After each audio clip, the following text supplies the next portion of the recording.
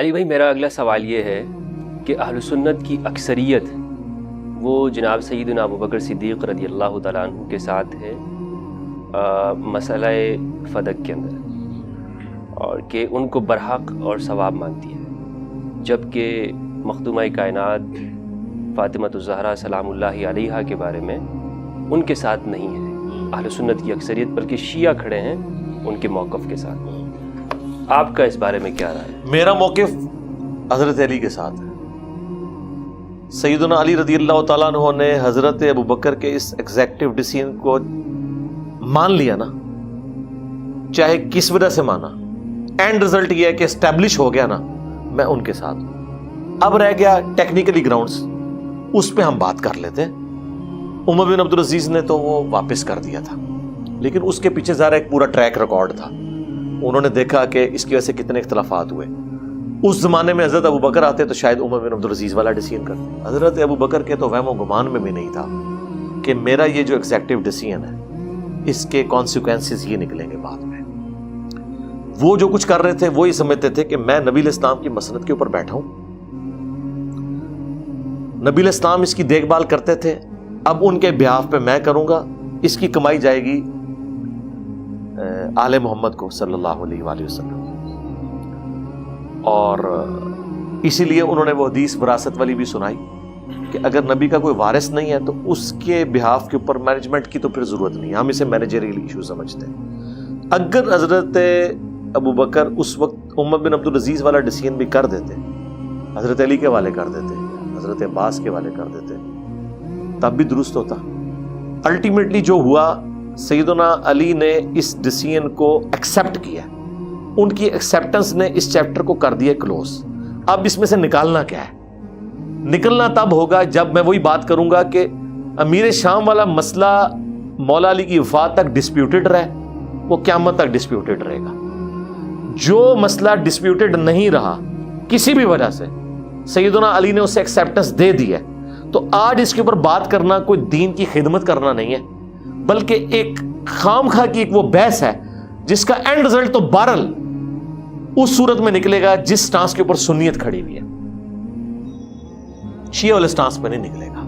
اس کی وجہ یہ ہے کہ اینڈ رزلٹ یہ ہے کہ حضرت علی وہی موقف رکھتے ہیں، اور شیعہ بھی مانتے ہیں کہ حضرت علی نے امت کے وسیع تر مفاد میں کر لیا۔ سرکار اگر اس وقت امت کا وسیع تر مفاد ضروری تھا نا، آج تو زیادہ ضرورت ہے، آج تو 7100 فرقے بن چکے ہیں، مہربانی کرو امت ہے اس معاملے نو اتنے ٹھپ کر دو۔ بہرحال یہ بات ٹھیک ہے، آپ اختلاف رائے کر سکتے ہیں، ظاہر اختلاف رائے تو اس سے بڑا کیا ہوگا کہ عمر بن عبدالعزیز نے بالکل حضرت بکر کے یعنی بالکل اپوزٹ ایک ڈیسیژن کیا۔ اس کا مطلب یہ مسئلہ انہوں نے اجتہادی سمجھا، اس کو چینج کر دیا۔ تو لیکن یہ تو یہاں تک آپ کی جو بات ہے یہ درست ہے کہ اس کو اس چیپٹر کو کھولا نہ جائے، چھڑا نہ جائے، لیکن جو شخص اس کو کھولتا ہے اور وہ یہ ساتھ میں یہ کہتا ہے کہ جی معاذ اللہ سیدہ کائنات جو فاطمہ الزہرا سلام اللہ علیہا ہیں وہ خطا پر ہیں، نہیں ہے، اور اس میں دلائل دیں، نہیں وہ تو یہ جو بہت بڑا مجرم ہے، اس سے تو میں سب سے پہلے یہ کہوں گا کہ یہ جو تم بدعت کر رہے ہو، کیا سیدنا ابوبکر صدیق رضی اللہ تعالیٰ عنہ نے سیدہ فاطمہ سے کبھی کہا کہ آپ خطا کے اوپر ہیں؟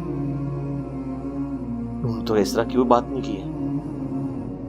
حضرت ابوبکر نے دونوں میں سے ایک رائے کو اڈاپٹ کیا، صحیح ہے، رائے دے دی، ایک رائے تھی، اپنے الفاظ دوسروں کے اس میں نہیں، یہ تو بہت بڑا ظلم کر رہے ہیں یہ لوگ۔ اچھا یہ بھی میں آپ کو بتاؤں، یہ غلوف کی وجہ سے ہوا ہے۔ انہوں نے یہ کیا، انہوں نے کہا کہ شیعہ چونکہ حضرت ابوبکر پہ لعن طعن کرتے ہیں، ہم یعنی حضرت فاطمہ کی غلطی کو اسٹیبلش کریں نعوذ باللہ، تاکہ حضرت ابوبکر کو بچا لیں۔ تو اس طرح تو نہیں وہ بچیں گے۔ بچنے کا طریقہ یہ ہے کہ دو رائے تھی، حضرت ابوبکر صدیق رضی اللہ تعالیٰ عنہ کو اگر پتہ ہوتا کہ بعد میں یہ ہونا ہے تو یہ ایسا نہ ہوتا۔ ظاہر مستقبل تو کوئی نہیں جانتا تھا نا۔ صحابہ کرام کو اگر ان جنگوں کا پتہ ہوتا، علم غیب ہوتا، ایک دوسرے کے دل کا حال جانتے ہوتے، تو اس طرح جنگیں بھی نہ ہوتی، معاملات حل ہو جاتے۔ دیکھیں نا جنگ کس بنیاد پہ ہو رہی ہے کہ جی قصاص عثمان ہے اور حضرت علی سیریس نہیں ہے۔ اگر حضرت طلحہ، زبیر، عائشہ حضرت علی کا دل کا حال جانتے ہوتے کہ یہ سیریس تو ہیں لیکن یہ ان کے جینون پرابلم ہے، تو جنگ کی ضرورت ہی نہیں تھی، علم غیب نہیں تھا اس زمانے میں ہوتا۔ یہ تو بعد میں اولیاء اللہ ایک دوسرے کے حال دل کے جانتے ہیں نا، صحابہ تو نہیں جانتے تھے۔ ادھر بھی یہی بات میں کروں گا کہ جو یہ والا ایشو تھا، حضرت ابوبکر کو تو نہیں پتا تھا کہ مستقبل میں کیا ہو جانا ہے۔ ادروائز حضرت عمر بن عبدالعزیز نے جو ڈیسیژن کیا ہے شاید یہ ڈسیزن وہ کر دیتے. خطا والا تو معاملہ ہی کوئی نہیں ہے. خام خواہ ایک چیز کو اٹھانا اس حوالے سے یہ تو میں سمجھتا ہوں کہ ناسبیت ہے. ناسبیت, ہاں بالکل ناسبیت ہے. کیونکہ دیکھیں یہ لوگ بے گناہ بے خطا معاویہ تو نعرہ لگا رہے ہیں, اور سیدہ جب فاطمہ کی باری آئی ہے سلام اللہ علیہا تو ادھر خطا, اور پھر جب تھوڑا دبایا تو پھر خطا اجتہادی اور یہ چیزیں شروع ہو گئیں. تو خطا اجتہادی تو پہلے دن سے امیر شام کے بارے میں سب کو پتا ہے. ادھر جب نعرہ تمہارا لگا رہا تھا وہ باپا جانی اور اس کی سپورٹ پہ تم لوگ کھڑے تھے, اس وقت نہیں اس کو کسی نے مت دی کہ یہ تو نعرہ لگ ہی نہیں سکتا. عمار ابن یاسر تو بے خطا بے گناہ نہیں شہید ہوئے, ان کو مارنے والی جو پارٹی ہے تقتلہ الفئۃ الباغیہ یدعوہم الی اللہ ویدعونہ الی النار, اس کو تم بے گناہ بے خطا کہہ رہے ہو. یہ ناسبیت ہے, بالکل کھلی جب تک ناسبیت. ہم تھے علی بھائی تب تک یہ چیزیں نہیں تھی, بلکہ ہمیں لگتا یہ تھا کہ ہم شاید شیعوں کے قریب ہو رہے ہیں. لیکن ابھی اچانک سے یہ اچانک نہیں ہے میرے بھائی.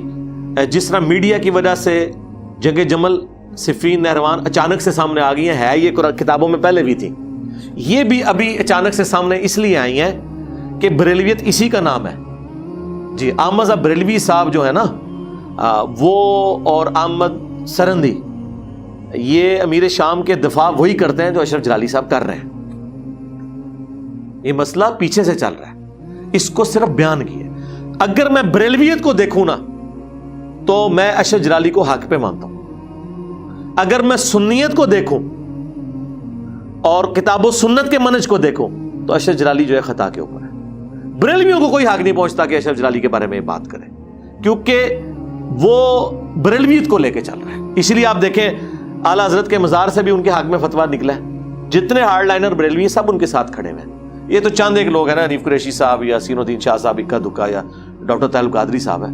اوورآل جو ساری بریلویت ہے وہ تو ان کے ساتھ کھڑی ہوئی ہے. یہ اشرف جلالی بھی بیسیکلی نقشبندی ہے. یہ شیخ احمد سرندی کا مرید ہے, آپ کو پتہ ہے یہ نقشبندی سلسلے میں ہے. اسی لیے اس نے افکار مجدیہ کا ذکر کیا ہے. افکار مجدیہ یہی ہے.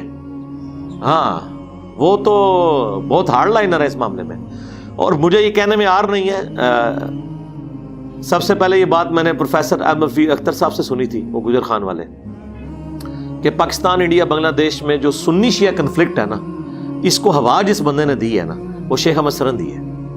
اس کے مکتوبات کے اندر زہر گھلا ہوا ہے شیعہ کے خلاف بہت زیادہ. آپ مکتوبات پڑھیں, آپ کو تو یہ جو تکفیری جماعتوں کا زہر نظر ہی نہیں آئے گا جو اس کے اندر پایا جاتا ہے. لیکن یہ بات ہے حضرت علی کے لیے وہ اپنی تصوف کی لائن کی وجہ سے ایک عقیدت رکھتے ہیں. وہ میں نے بتایا نا سنیت پہ اوورآل امبریلا رہتی ہے. ہاں حضرت علی کے بارے میں وہ بہت, جیسے مولانا روم نے وہ جو, حالانکہ ان کا سلسلہ تصوف حضرت ابوبکر سے مل رہا ہے, نقشبندی سلسلہ محمد بن ابی بکر, ہاں محمد بن بکر کے تھرو, لیکن حضرت علی کے بارے میں ان کی وہی احساسات ہیں جو ایک قادری اور چشتی کے ہوتے ہیں, بلکہ ان سے بڑھ گئی ہیں. لیکن امیر شام کے بارے میں انہوں نے کہہ دیا کہ جو امیر شام کے بارے میں بولے وہ دوزخ کے کتوں میں سے کتا ہے. اور یہی کہانی جو ہے آگے احمد بریلوی نے نقل کی, اور وہی یہ لوگ لے کے آج کل چل رہے ہیں.